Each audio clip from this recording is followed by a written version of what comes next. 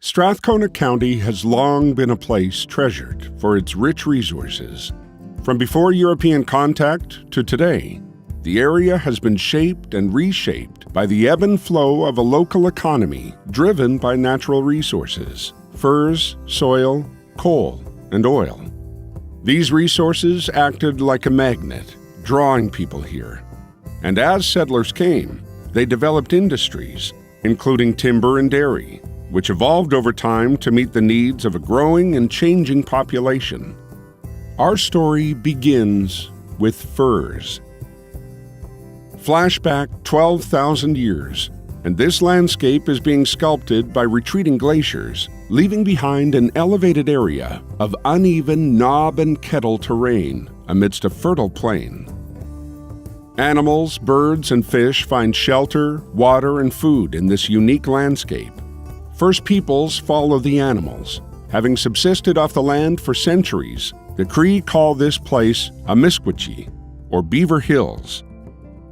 In 1795, the same abundance prompts the Montreal-based Northwest Company to build Fort Augustus across from what is now Fort Saskatchewan. As clerk Duncan McGilvery puts it, "This is described to be a rich and plentiful country, abounding with all kinds of animals, especially beavers and otters." By 1826, Edmonton House is one of the most important posts in the West. Indigenous peoples from the North Saskatchewan River watershed meet to trade furs for guns, food, and other goods. On the north bank, the fort hugs the river, an essential highway for moving furs east and supplies west. French voyageurs powering the heavy-laden canoes measured their progress in pipes, the distance traveled between smoke breaks. Their naming of this landscape is equally apt. As viewed from the northeast, La Grande Pointe, or the Long Point. The rash of hunting takes its toll. By the mid-1800s, buffalo herds on the prairies are diminishing at an alarming rate. As the fur trade comes to a close, rumors circulate about gold, drawing interest from prospectors across the North American West. Thomas Clover arrives in 1859, following tales of nuggets to be found in the North Saskatchewan River. His sweet spot for gold is soon known as Clover's Bar. While Tom Clover pushes on in 1866, his name stays behind. Over time, the district between the river and Beaver Hills becomes Clover Bar.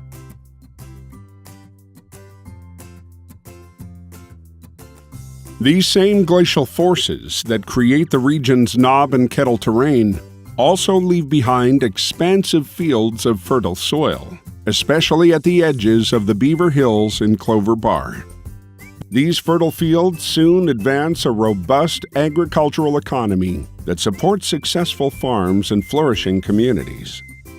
Enticed by government offers of land in the newly formed Northwest Territories, settlers begin arriving in the 1880s.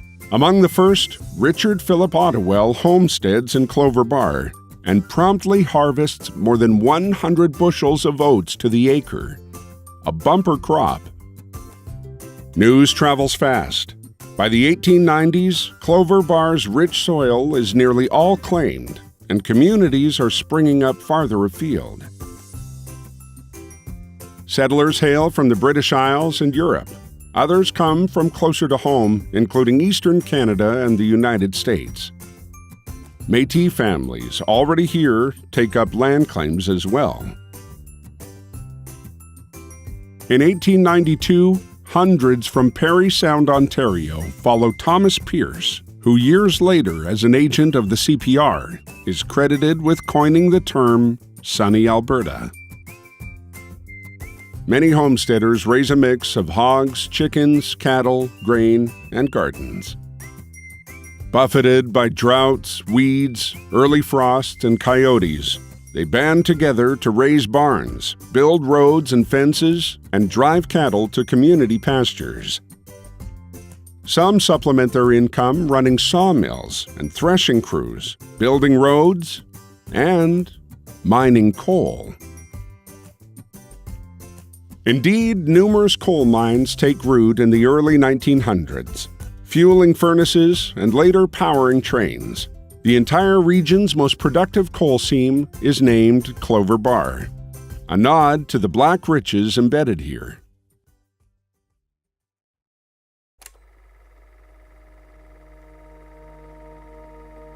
Devastating wildfires prompt the federal government to set aside the Beaver Hills Timber Reserve, Alberta's first in 1892. In the beginning, they called it the Beaver Hills Timber Reserve. They could see the advantage of the Beaver Hills and they wanted to protect them. But they kept very good track of everything. So the lumber companies from the city of Edmonton, they set up sawmills right here. And my grandfather was part of that and reforesting the area. The reserve is later named the Cooking Lake Forest Reserve. In time, it's reduced in size and expanded in scope to include wildlife protection and a shared grazing pasture. Rail by rail, connections by train improve, a boon for development. Stations and freight stops attract grain elevators, general stores, post offices, lumber yards, schools and churches, fueling growth. Once the trains came through in 1909, they cut back on the size of the forestry reserve, and it was then open to homesteading.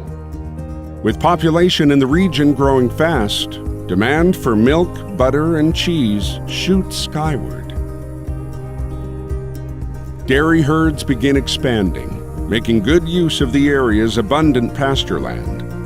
This region, especially around Colchester and Salisbury, becomes known as the Dairy Shed of Edmonton.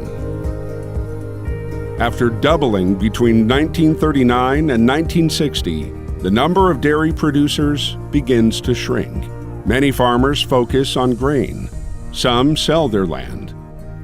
Edmonton Milk Shed was basically the dairy farmers on Highway 14 South in the Sherwood Park area here. And I was milking about 32 cows year-round, 24/7. And of course, at that time, milk was cooled by well water. In the 50s, when Sherwood Park started up, and in 47, when the oil started here, it really brought in a lot of people. The smaller dairy farmers were stuck with either expanding or get out of the business. And that's when the acreages started to develop in the Sherwood Park area. So some of these smaller dairy farmers, including myself, were able to subdivide our land, or else we had the option to go and buy more land further out, spend another $300,000 to expand. At my age, I didn't feel like doing that anymore.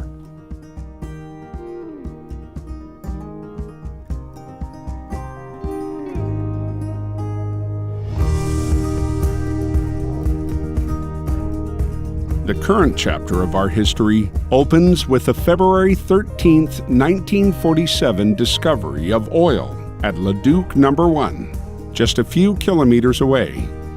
What better place than here in Strathcona County to refine and manufacture that oil? Imperial Oil is the first to come, transplanting a refinery from Whitehorse in 1948. 3 years later, British American Oil builds another refinery nearby. Together, they create the nucleus of Refinery Row. Today, dozens of petrochemical companies dot the landscape in Alberta's industrial heartland. Home to 75% of Western Canada's refining capacity, they contribute to a strong tax base and provide jobs for thousands within Strathcona County borders and beyond. Much has changed since the riches of this region brought earlier peoples here. Trade in furs, coal, and timber has given way to oil and industry. Agriculture has transitioned from smaller family farms to larger operations. And yet, through all these changes, Strathcona County has stayed true to its rural roots. Thanks to careful conservation in the Beaver Hills, now a UNESCO Biosphere Reserve, the scenic beauty that once prompted early 20th century vacationers to hop the train to Cooking Lake remains largely intact right at our doorstep for all to enjoy. It's a rich, natural heritage that offers a quiet refuge for reflection and renewal. Perhaps the most cherished of all resources, these riches of nature create a sense of place that keeps calling us back.